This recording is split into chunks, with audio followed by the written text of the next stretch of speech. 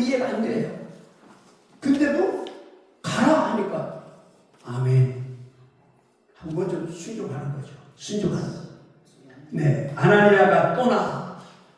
이게 아름다움에 떠났다는 게 뭐냐면 그 말씀을 듣고 지체하지 않고 곧바로 떠났다는 거예요. 떠나 그 집에 들어가서 그에게 안수하여 이르되 형제 사울아 지금 내가 오는 길에서 나타나셨던 예수께서 나를 보내어 너로 다시 보게 하시고 성령으로 충만하게 하신다 하니. 그래, 아나니아가 뭐예요?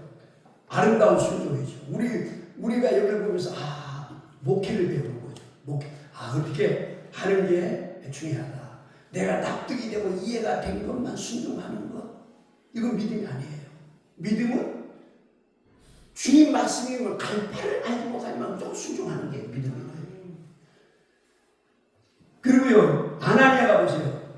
내가 택한 그릇이라 하는 말을 듣고 납득은 안 되지만 아나니아가 들어가서 사울에게 뭐라고 말하죠? 브라더 사울. 그러니까 형제 사울아 하고 말을 해요. 형제 사울아. 그래서 사울이 누구죠? 원수예요. 원수인데 그 다음에 형제 사울아. 참 놀랍습니다. 예, 여러분 그렇게 얘기하면서 이 아나니아가 어떻게 생각했을까요? 부활하신 예수님께서 길거리에서 그를 만나주셨다는 걸 알고 얼마나 가슴이 뛰었을까요? 여기 보니까 곧 사울의 눈에서 비늘 같은 것이 떨어져 나가고 그는 시력을 회복하였습니다. 그리고 그는 일어나서 세례를 받고 음식 먹고 힘을 얻었다. 여러분 여기서 사도 바울을 세례를 준 인물이 아나니아였죠. 그리고 힘을 얻었다는 뜻이 무슨 뜻일까요? 그것은 뭐냐면은 아나니아와 다메섹의 제자들을 통해서 예수 그리스도의 복음을 계속 들은 거예요. 듣고 믿음은 들으면서 나죠. 그렇기 때문에 듣고 사울이 힘을 얻었다는 거예요. 듣고 힘을 얻었다는 거예요. 그러니까 원래 사울은 누구죠? 예수 믿는 사람들의 대적이었고 원수였고 회방자였죠. 그런데 그런 사울이 예수님을 먼저 찾은 게 아니라 주님이 먼저 그를 만나주시고 부활하신 주님께서 만나주셨죠. 네, 그래서 그가 회심했죠. 네. 여러분 다메섹 교회는 이 사건을 통해서 어떻게 됐을까요? 믿음이 더 강해졌죠. 주님, 부활하신 주님은 살아계시다. 저는 원수까지 회심시켜서 만났다. 이 사울은 며칠 동안 아나니아가 중심된 제자들에게서 복음을 듣고 대접을 받았어요. 예. 여러분 사울의 인생의 대전환점을 맞이하고 있는 거죠. 기독교 역사에 그러잖아요. 기독교 역사에 전에도 없고 후에도 없는 사도 바울이죠. 그 굉장한 인물이죠. 바울이에요. 네. 그런데 기독교 역사의 새로운 분기점이 된 인물이죠. 네. 그래서 그 인물을 아나니아를 통해서 주님께서 그를 이끌으신 거 아니에요. 아나니아를 준비시켜가지고. 그래서 아나니아의 이름이 하나님의 은혜인데 하나님의 은혜 그대로 그 이름 값대로 하죠. 그래서 사울은 원래 어떤 성격이죠? 열심히 있는 사람. 그러니까 하나님을 열심히 있는 사람을 사랑하세요. 뜨뜻 미지근한 걸 기뻐하지 않으세요. 세상 일을 할 때도 열심히 있는 사람이 주의 일도 잘하죠. 그러니까 사울은 가만히 있을 수가 없었어요. 그런 다음에 그는 여기서 또 한 가지 배워야 될 게 곧 지체하잖아요. 망설이지 않습니다. 곧 여러 회당에서 예수가 하나님의 아들이심을 선포하였어. 그러니까 유대인 회당에 찾아가서 곧 그 복음을 듣고는 견딜 수가 없으니까 그러니까 사울은 유대인 회당에 찾아가서 예수가 하나님의 아들인 것을 선포하였다. 그럽니다. 여러분 이 다마스코스에 있는 유대인 회당, 유대인 사회가 발칵 뒤집었어. 여기 보니까 21절에 그 말을 듣는 사람들이 다 놀라서 말하였다. 이 사람은 예루살렘에서 예수의 이름을 부르는 이들을 마구 죽이던 바로 그 사람이 아닌가. 네. 그 다음에 그가 여기 온 것도 그들을 잡아서 대제사장들에게 끌고 가려는 것이 아닌가. 네. 여러분, 유대인 사이가 막 뒤집었어요. 근데 여기 보니까 22절에 보니까 그러나 사울은 더욱더 능력을 얻어서 예수가 그리스도이심을 증명하면서 다마스코스에 사는 유대인들을 당하게 하였다. 그러니까 여기서 두 가지가 나오죠. 예수 그리스도는 하나님의 아들이다. 을 증거했다. 바울이 짧은 기간 동안에 사울이 아나니아를 통해서 들은 복음 중에서 짧은 기간 동안에 예수 그분은 하나님의 아들이다. 그러니까 두 번째, 예수 그분은 바로 그리스도시다. 그러니까 Jesus is the Christ, 그리스도다 하는 걸 증거해요. 그러니까 이것은 사도 베드로가 신앙 고백했던 주는 그리스도시요 하나님의 아들이십니다. 그거가 똑같은 거예요. 그러니까 우리가 동일하게 그것을 두 가지를 확실하게 믿고 고백해야만 그리스도인이죠. 그러니까 예수님은 하나님의 아들, 하나님이시고 그분은 메시아, 그리스도, 유일한 구원자, 우리를 구속하실 분, 구원자 되십니다. 사울이 그 얘기를 2, 3일 동안 복음을 듣고 바로 회당에 가서 증거를 한 거예요. 네. 베드로의 신앙 고백과 같은 거죠. 예, 그 증거를 한 거예요. 여러분 그걸 아세요? 산상수훈에서 예수님께서 마태복음 5장 44절 45절 보니까 나는 너희에게 이르노니 너희 원수를 사랑하며 너희를 박해하는 자를 위하여 기도하라. 예수님이 산상수훈에서 봤어요. 원수를 사랑하고 너희를 박해하는 자를 위해서 기도하라. 이같이 한즉 하늘에 계신 너희 아버지의 아들이 되리니. 이거 보세요. 원수를 사랑하는 그 원수가 하나님의 자녀가 된다는 거예요. 사랑 때문에 하나님의 자녀가 된다는 거예요. 예수님이 이 말씀을 하셨거든요. 그런데 어때요? 예수님이 그것을 설교만 하신 게 아니고 그걸 직접 실천하셨죠. 그걸 평생을 실천하셨는데 이제 부활하신 후에도 원수 사울에게 실천하셨죠. 먼저 찾아가서 만나 주심으로 원수를 그에게 은혜와 사랑을 주셨죠. 사랑을 주셨어요. 네. 그 사도 바울이 뭐라고 고백하는 내가 전에는 비방자요, 박해자요, 폭행자였으나 도리어 긍휼을 입은 것은 내가 믿지 아니할 때 알지 못하고 행하였습니다. 우리 주 은혜가 예수 그리스도 안에 있는 믿음과 사랑과 함께 넘치도록 풍성하였도다. 여러분, 자기가 구원받은 것이 오직 하나님의 은혜다. 또 그 사도 바울이 고백합니다. 네. 여러분, 다메섹 주의 제자 아나니아에 대해서 주 앞에 서 있는 사람이다. 주 앞에 서 있는 자세로 목회했던 사람. 그 다음에 두 번째, 순종의 사람, 기도의 사람이었어. 사울도 기도하는 사람이었죠. 그 기도의 사람이에요. 그러니까 이 모든 놀라운 일들이 기도 시간에 주님과 대화하고 기도를 통해서 역사가 나타납니다. 그러게 기도는 신비예요. 신비. 그리고 일상에서 경험하는 실제적인 것이 기도입니다. 그래서 기도는 꿈이면서 미래이고 꿈이면서 동시에 다가온 현실이다. 기도는 우리가 잊지 말아야 돼. 기도는 현실이에요. 왜냐하면 내가 비전을 가지고 기도하면 그게 현실로 이루어지기 때문에 현실이에요. 그래서 목회는 기도보다 앞서갈 수가 없습니다. 그러니까 기도하지 않고 하는 모든 것은 열매가 없어요. 목회는 기도보다 앞서갈 수 없어요. 기도를 넘어서는 삶은 결코 없다. 그렇게 말합니다. 네. 그래 기도하는 것이 그대로 현실이 되는 거예요. 아무리 힘들고 어려워도 기도를 포기하지 않으면 소망이 있습니다. 그래서 목회에서 다른 어떤 것보다도 기도가 먼저다.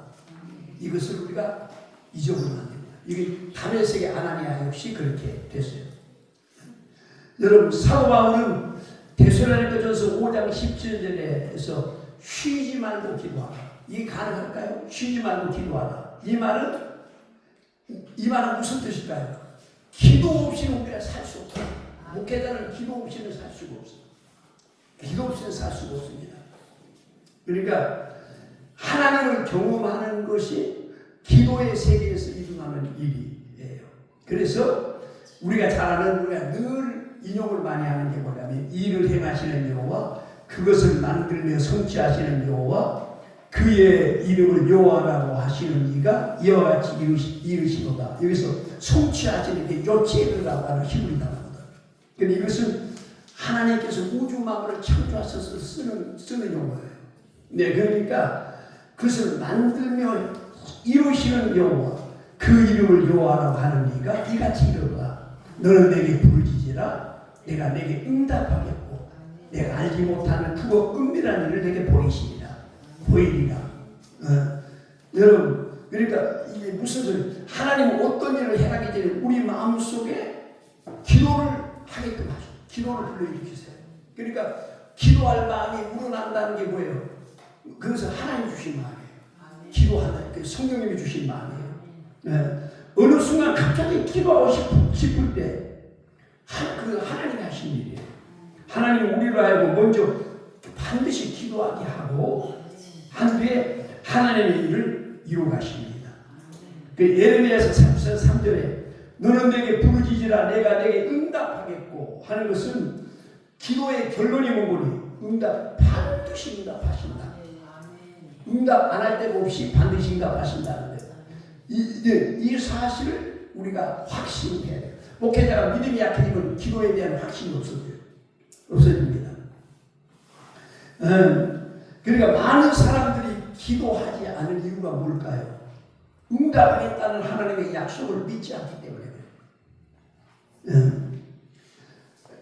여러분이 조지 물로 이 얘기를 많이 하는데 한 평생 5만 번의 기도 응답을 받았다고 우리가 알고 있잖아요. 그 사람이 세운 고아원은 한 번도 성교비를 요청하거나 하지 않고 기도로 모든 걸 채워서 고안을 유지했다고 이렇게 우리가 알고 있잖아요. 근데 그 고안이 없어졌습니까? 아니에요. 지금 영국에 있습니다. 제 영국에서 보름 동안 집사람하고 같이 휴가를 보낼 때가 있었거든요. 보름 동안 차를 렌트해가지고 전국 전역을 돌면서 그때 역시 조지 물러가 세운 고아원이 있었습니다. 그리고 그 고아원 안에는 학교가 있어요. 그 학교는 뭐 하는 거니?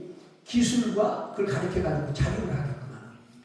근데 그 엄청난 시스템이 지금도 조지 물러가 했던 것과 똑같이 성교비를 어디서 손 구걸하지 않아요.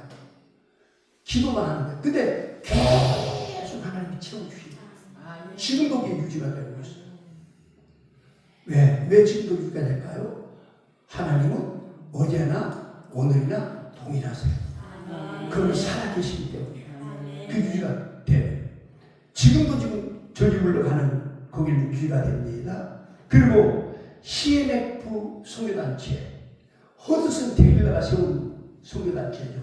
그러니까 허드슨 테일러의 선교 방식을 그대로 지금도 유지하고 있는, 어디를 가든지 재정적인 필요를 스스로 해결하는 거예요. 여러분, 선교사가 제일 치사한 게 뭐니? 남의 눈치 보고 계속 손 벌리고 성교비도 안 한다. 이게 그지. 그래서 그게 습성이 되면 나중에 바람직하지 않게 되죠. 근데 이 선교단체는 절대 손 안 성경을 어떻게 하는 거니? 자기가 그걸 기도로 다 해결하는 거예요. 근데 그 지금 선교단체가 허드슨 테일러가 소천하신 지 오래됐잖아요. 근데 그 선교단체가 없어지지 않았어요. 지금도 그대로 유지되면서 지금도 그렇게 계속 하고 있어요. 하나도 부족하지 않아요. 그걸 왜 그럴까요? 하나님 살아계시기 때문에. 아멘. 어제도 동일하고 오늘도 동일하기 때문에. 근데 우리는 그러니까 성교비에 눈치 보고 성교비에 남의 돈에 겨눈질하는 사람들은 크게 쓰임받지 못하죠. 그 다음에 안 돼요. 근데 지금은 계속 지금 되고 있는 거예요. 여러분, 지금 너희의 성교에도 여러분 회비낸 사람들 회비를 내라고 하거나 회비를 내거나 그런 거 없죠. 기도만 하는데 계속 유지가 되고 있고 계속 돈이 채워지고 있고 유지가 되고 있어요. 네. 그러니까 나의 열심과 노력으로 도무지 이룰 수 없는 일을 하나님이 일하시면 놀랍게 되고 이루어진다. 기도는 반드시 응답된다는 확신이 있어야만 그 다음에 우리가 더 뜨겁게 기도할 수가 있습니다. 네. 여러분, 우리가 훨씬 더 풍성한 목회를 하기 위해서는 비밀이 기도에 있어요. 기도가 느슨해지고 이제 기도를 하지 않으면 모든 게 달라져요. 기도의 특권에 견줄 수 있는 건 아무것도 없다는 거예요. 아무것도 없다. 그래서 말씀을 마치다 보니 누가복음 18장 1절에 보니까 예수께서 그들에게 항상 예수님께서 항상 기도하고 낙심하지 말아요. 근데 중요한 게 뭐니? 기도 안 하면 염려하고 걱정하고 낙심하고 궁리하고 이 사람한테 전화하고 저 사람한테 전화하네. 수다 떨고 전화하지라. 실제로 기도 안 하네. 그 목회가 될 리가 없죠. 그러니까 여기서 예수님께서 항상 기도하고 낙심하지 말아요. 그러니까 기도하지 않으면 낙심하는 거예요. 근데 그래가지고 비유로 이르되 한 과부가 하나님을 두려워하지 않고 사람을 무시한 한 재판자에게 내 원한을 갚아주세요 하니까 안 들어줘. 그러니까 늘 찾아라. 그러니까 이 사람이 구차라서라도 내가 들어주겠다. 그러면서 하나님이 뭐라고 하냐. 하물며 하나님께서 그 밤낮 부르짖는 택하신 자들을 원한을 풀어주지 아니하겠느냐. 그래 오래 참으시겠느냐. 내가 너에게 속히 그 원한을 풀어주리라. 그러나 여기서 중요해. 인자가 올 때에 세상에서 믿음을 보겠느냐 하시니라. 이 말씀 잊어버리면 안 돼요. 왜 그런 거니? 그러니까 중요한 게 뭐니? 세월이 험해지고 주님이 오실 날에 가까워질수록 믿음을 찾기가 힘들다는 말이 무슨 말일까요? 기도 이렇게 다 사라졌다는 거예요. 믿음과 기도는 밀접한 관계가 있어요. 이건 예수님이 기도에 대한 얘기거든요. 기도에 대한 얘기, 기도하라고 집중적으로 말씀을 하시는 건데 이제 어떻게 세월이 가서 말세가 되면 목회자들도 기도하지 않아요. 기도가 형식이야. 그리고 수다 떨고 전화질하고 궁리하고 그런 짓은 시간을 아끼지 않고 다 쓰면서 기도하거나 합니다. 그러니까 믿음이 있는 자가 기도합니다. 그러니까 이게 기도하잖아요. 그러니까 기도가 없기 때문에 기도가 없는 시대가 되는 거예요. 기도가. 그렇기 때문에 우리나라 교회 현실이 한참 부흥이 됐을 때 삼각산에 청계산에 모든 기도원에 꽉 차서 기도했던 그 기도 소리가 다 사라져버렸어요. 금요 기도에도 열기가 다 식어버리죠. 그러니까 기도가 식으면서도 이게 붐이 멈춰버리고 성장이 멈춰버리고 기도 없이 되는 경우. 그러니까 예수님께서 인자가 올 때 믿음 보겠냐 하는 게 뭐냐면은 기도가 식어지고 기도가 식어지기 시작. 그러니까 다시 그러니까 기도에 불을 붙이지 않고는 다시 꿈을 노래할 수가 없는 거예요. 그래서 여기서 중요한 게 뭐냐면은 기도는 그만큼 중요하다. 오늘도 우리가 기도하는 것은 우리가 기도해 놓고 자기 믿지 않아요. 참 우리가 참 매를 많이 주님 앞에 가서 매를 많이 맞을 짓을 많이 하죠. 지가 기도해 놓고 자기가 믿지 않아. 될 거라고 믿지 않아요. 그런데 오늘도 우리가 기도하는 것은 하나님이 반드시 응답해 주실 거다. 그 다음에 믿고 기도하고 목회자가 행복한 시간이 뭐 보니 목회자가 동력자가 모여서 기도하는 것만큼 행복한 시간이에요. 서로 기도하고 서로를 교제하고 하는 것만큼 행복한 시간이 없는데 우리가 근데 이거보다도 더 딴짓 하는데 우리는 열심히 하면서 이걸 기도를 안 하려고 하는 시대가 되고 말았습니다. 말씀 마쳤습니다. 여러분 이제 오늘도 우리 함께 뜨겁게 기도하는 시간 갖도록 하겠습니다. 감사합니다.